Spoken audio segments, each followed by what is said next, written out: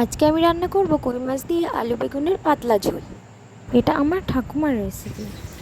তো এই যে এখন কই মাছ আর একটা শিঙি মাছ আছে, এবারে মাছগুলোকে নুন হলুদ দিয়ে ভালো করে ভেজে নেব। তো কড়াইতে তেল গরম হয়ে গেছে, এবার মাছগুলোকে হালকা ভেজে নেব। তো এখানে এই যে আলু ছোট ছোট করে কেটে নিয়েছি সরু করে, এখানে বেগুনটাও কেটে নিয়েছি, এখানে রয়েছে দুটো চই ঝাল।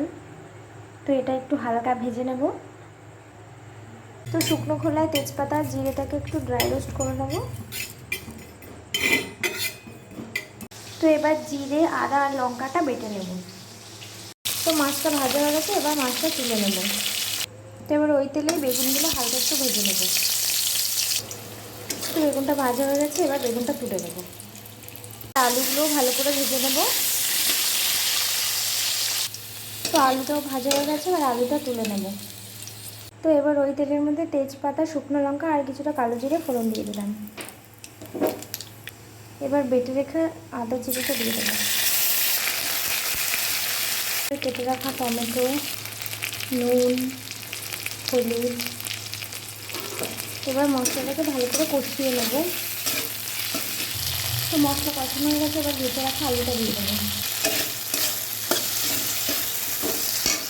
তো আলুগুলো কষানো হয়ে গেছে, এবার পরিমাণ মতো জল দিয়ে দেবো। তো জল ফুটে উঠেছে, এবার ভেজে রাখা মাছ দিয়ে দেবো। তো এবার এটাকে কিছুক্ষণ ঢাকা দিয়ে রেখে দেবো।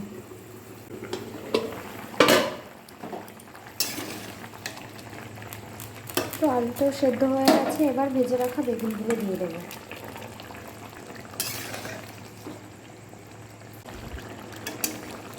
তো তরকারি হয়ে গেছে, এবার আমি নামানোর আগে ভেজে রাখা জিরেটা দিয়ে দেবো। জিরেটা বেটেছি, সেই বাটা জিরেটা দিয়ে দিলাম।